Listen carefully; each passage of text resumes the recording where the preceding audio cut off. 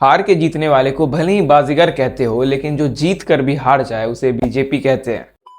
तो आखिरकार क्या रीजन है कि वर्ल्ड की इतनी बड़ी पॉलिटिकल पार्टी रिसेंट इलेक्शंस में अपने दम पर अपनी सरकार भी नहीं बना पाई? BJP doesn't have simple majority on its own and is dependent on allies. Ram मंदिर, जिसपे बीजेपी की पूरी पॉलिटिकल जर्नी डिपेंडेंट थी, उसे बनवाने के बाद भी बीजेपी को यूपी में हार का स्वाद चखना पड़ा। मैंने उनसे पूछा कि आपको कब पता लगा कि आप अयोध्या में जीत रहे हो, और आपने कहा पहले दिन से मुझे पता था। और आखिरकार क्यों बीजेपी के कोर वोटर्स ही उनसे नाराज हैं? और यदि बीजेपी की वॉशिंग मशीन के बारे में बात ना किया जाए तो ये वीडियो अधूरी होगी। आइस वाले जब यहाँ से वहाँ जाते हैं ना, तो वॉशिंग मशीन से निकल के पूरा ईडी सीबीआई इनकम टैक्स का केस चला जाता है। इस वीडियो को एंड तक देखिएगा, एक कंप्लीट और डिटेल्ड एनालिसिस करेंगे that why BJP is falling.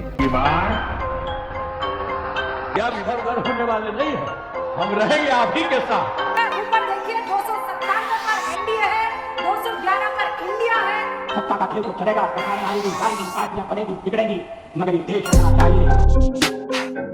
इस चीज का पहला रीजन है एंटी इनकम्बेंसी। एंटी इनकम्बेंसी को यदि सिंपल लैंग्वेज में समझे तो कोई भी पॉलिटिकल पार्टी यदि वो पावर में 1 या 2 बार रहती है तो पब्लिक उसे चेंज करने के लिए अपोजिशन पार्टी को इलेक्ट करती है। उनका ये मानना होता है कि रूलिंग गवर्नमेंट को इनफ टाइम दे दिया गया है अपने प्रोमिसेस को फुलफिल करने के लिए, और अगर उन्होंने ठीक से अपनी प्रोमिसेस को फुलफिल नहीं किया है या फिर अपने पॉलिसीज को इम्प्लीमेंट नहीं किया है तो दूसरी पार्टी को सरकार बनाने के लिए मौका देना चाहिए। जहां 2014 और 2019 में बीजेपी को काफी ज्यादा सीट्स मिली थी, वहीं इस बार के इलेक्शन में उन्हें काफी कम सीट्स मिली और उन्हें अपनी सरकार बनाने के लिए जेडीयू और टीडीपी जैसे बैसाखियों का सहारा लेना पड़ा। बीजेपी की इस कंडीशन का सबसे मेन फैक्टर है एंटी इनकम्बेंसी। बीजेपी ये बात जानती थी कि उन्हें फार्मर प्रोटेस्ट, वेस्टलर प्रोटेस्ट और अनएम्प्लॉयमेंट जैसी चीजों के कारण काफी नुकसान उठाना पड़ेगा, और ऐसा भी हो सकता है कि उन्हें तीसरी बार एंटी इनकम्बेंसी को फेस करना पड़े। इस फैक्टर से फाइट करने के लिए बीजेपी ने एक स्लोगन निकाला। क्या था वो स्लोगन? अब की बार। इस चीज के पीछे का मोटिव ये था कि वोटर्स को एंटी इनकम्बेंसी से ध्यान हटा दिया जाए और हवा हवाई में एक टारगेट बना दिया गया 400 पार, और इसी साइकोलॉजी को बीजेपी ने वेल प्लेड किया। और बीजेपी को इस थिंक टैंक स्लोगन से फायदा काफी हुआ क्योंकि वोटर्स को एक मोटिव मिला बीजेपी की इस टारगेट को पूरा करने का। फिर इस चीज का सेकेंड रीजन है lack of social media presence. पिछले 10 सालों में बीजेपी की सोशल मीडिया एफिशिएंसी काफी कम रही है। अब वो उतनी ज्यादा लीथल नजर नहीं आ रही है। वो बस बीजेपी की रैलीज की वीडियोस को पोस्ट करते हैं। सोशल मीडिया पे यदि बीजेपी की थोड़ी बहुत स्ट्रेंथ बची हुई भी है तो वो राइट विंग इंडिपेंडेंट क्रिएटर्स के कारण बची हुई है, जैसे अजीत भारती, श्याम शर्मा, जयसाई दीपक, ध्रुव राठी। इवन बीजेपी के आईटी सेल के हेड अमित मालविया को अपनी इस घटिया तरीके के मैनेजमेंट के कारण खुद राइट विंग के सपोर्टर्स गाली देते हैं। जहां एक तरफ अपोजिशन पार्टी की आईटी सेल पूरी तरीके से सोशल मीडिया पे अपनी जोर लगाई हुई है बीजेपी के अगेंस्ट नैरेटिव बिल्डअप करने के लिए, वहीं बीजेपी के आईटी सेल के नॉन कैपेबल मेंबर्स को किसी भी स्पीच के पार्ट को कट पेस्ट करके मास्टर स्ट्रोक बनाने से फुर्सत नहीं है। इस चीज का एक थर्ड रीजन है कास्ट पॉलिटिक्स। बीजेपी की प्रायोरिटी हमेशा वन रिलीजन यूनिटी रही है। यदि आप बीजेपी के लीडर्स के स्पीचेस को सुनोगे तो कोई ऐसा लीडर नहीं होगा जो एक पर्टिकुलर कास्ट या रिलीजन को इक्वेट ना करता हो। उनकी एक्सपर्टीज हमेशा मेजोरिटी पॉपुलेशन को यूनाइट करके वोट लेने में रही है। लेकिन जब बात आती है बिहार की और उत्तर प्रदेश की तो इन स्टेट्स में कास्ट पॉलिटिक्स काफी पॉपुलर और प्रैक्टिसाइज्ड है। इससे पहले वाले इलेक्शन में मोदी वेव के कारण सारे के सारे कास्ट इक्वेशन धरे के धरे रह गए थे। लेकिन 2024 में समाजवादी पार्टी, कांग्रेस और आरजेडी जैसी पार्टीज ने कास्ट सेंसस हो या एक पर्टिकुलर कास्ट को प्रॉब्लमेटिक स्पीच से उकसाना, ये रिलीजन पार्टीज इसमें बहुत इन्वॉल्व रही है और इनका फायदा भी इन्हें मिला। और फिर एज रिजल्ट उत्तर प्रदेश में समाजवादी पार्टी बनकर निकली और बिहार में आरजेडी के सीट्स भी इंक्रीज हुए। इस चीज का डायरेक्ट नुकसान बीजेपी को अपने सीट्स पर हुआ। और फिर अपोजिशन ने कास्ट कार्ड खेलकर बीजेपी के वोटर्स की यूनिटी को तोड़ने में सफलता पाई, और इस चीज का नुकसान बीजेपी को यूपी में सबसे ज्यादा देखने को मिला।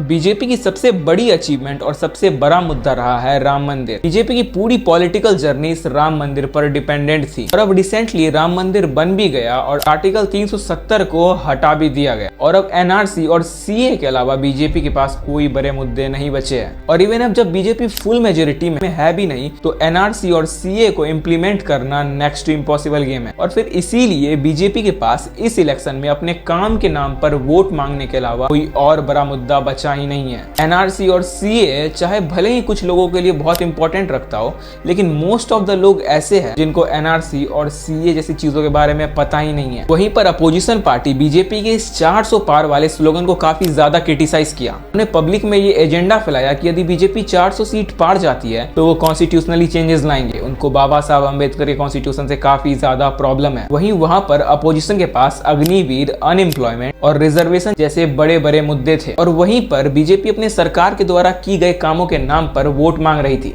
और इतिहास इस बात का गवाह रहा है कि यदि डेवलपमेंट के नाम पर इलेक्शन जीत लिया जाता तो अटल बिहारी वाजपेयी की सरकार नहीं गिरती। और फिर इस तरीके से कोई बड़ा मुद्दा ना होने के कारण बीजेपी को एक हैवी डाउनफॉल का सामना करना पड़ा। और अब इस चीज का फोर्थ रीजन है बीजेपी की वॉशिंग मशीन। रिसेंटली कई बार ऐसा देखा गया है जब भी ईडी और सीबीआई की रेड पड़ती है तो बहुत सारे अपोजिशन पार्टी के लीडर्स दौड़े दौड़े बीजेपी को ज्वाइन कर लेते हैं। इससे पब्लिक में एक नेगेटिव इम्पैक्ट और ये मैसेज जाता है कि बीजेपी गवर्नमेंट बॉडीज का यूज कर रही है। बहुत सारे ऐसे अपोजिशन पार्टी के लीडर्स हैं जिन्होंने रेड के कारण बीजेपी को ज्वाइन कर लिया, जिनके पास्ट में काफी बड़े बड़े एलिगेशंस बीजेपी खुद लगाई हुई थी। और जब वो बीजेपी में आ जाते हैं तो जैसे मान लो बीजेपी की लीडरशिप से उन्हें क्लीन चिट मिल गई हो। और फिर अपोजिशन ने इस चीज को काफी हाईलाइट किया है कि बीजेपी की वॉशिंग मशीन ऐसे काम करती है कि अगर आप पे कोई केस या फिर कोई एलिगेशंस लगे हुए हो तो आप एक बार बीजेपी ज्वाइन कर लो और फिर आप चकाचक होकर निकलोगे। अपोजिशन को क्विट कर बीजेपी ज्वाइन करने वाले काफी सारे ऐसे लीडर्स हैं जिन्होंने पास्ट में बीजेपी के बारे में बुरा भला बोला है। और कुछ ऐसे फेमस पर्सन जिन्होंने सारी उम्र बीजेपी को खूब क्रिटिसाइज किया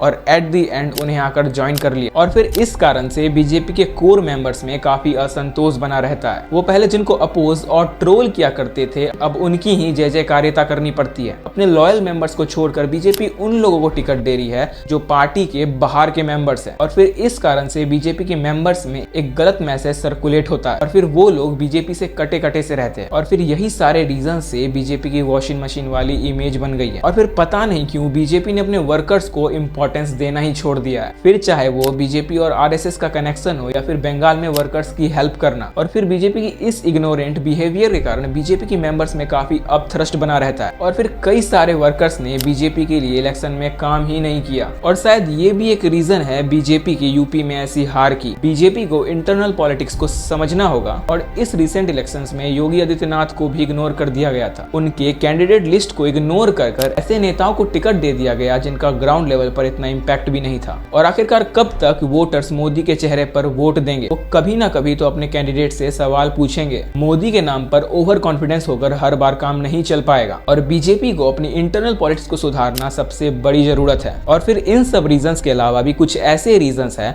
जो इतने ज्यादा तो पॉपुलर नहीं है लेकिन उनका भी इम्पैक्ट बराबर हुआ है। जैसे सहारनपुर से इमरान मकसूद का जीत जान, वही इमरान मकसूद जिसने पीएम को असैसिनेट करने की धमकी दी थी, उसके खिलाफ बीजेपी कोई ऐसा एजेंडा बना ही नहीं पाई और ऐसी आइडियोलॉजी रखने वाले लोग ने भी बीजेपी को हरा दिया। फिर कुछ अपसेट्स पंजाब में भी हुए थे, जैसे पंजाब में खालिस्तानी सपोर्टर अमृतपाल सिंह जेल से बैठे बैठे चुनाव जीत गए थे, विच शोज कि कैसे पंजाब में सेपरेटिस्ट एलिमेंट्स अपना इम्पैक्ट शो कर रही है। तो ये थे कुछ रीजंस बीजेपी के डाउनफॉल का। अब बात करते हैं यदि बीजेपी को वापस से अपना एक हार्ड कमबैक करना है तो उन्हें किन किन चीजों को स्ट्रॉन्ग करना चाहिए। कुछ इनिशियल स्टेप जैसे अपने आईटी सेल को इम्प्रूव करना, कास्ट पॉलिटिक्स पे अपनी पूरी कमांड बनाना और अपने वर्कर्स को सबसे ज्यादा इंपॉर्टेंस देना। कोई एक ऐसा बड़ा मुद्दा तलाशा जाए जिसकी सच में लोगों को जरूरत हो और उस यूएसपी पे वो नेक्स्ट इलेक्शन में लड़ पाए। तो बस आज के लिए बस इतना ही। इस वीडियो का मकसद किसी भी पॉलिटिकल पार्टी को सपोर्ट करने का नहीं है। जो चीजें फैक्ट्स और ओपिनियन है वो एज इट इज प्रेजेंट की गई है। वीडियो पसंद आई तो वीडियो को लाइक कीजिएगा और ऐसी वीडियोस को और देखने के लिए हमारे चैनल को सब्सक्राइब कीजिएगा।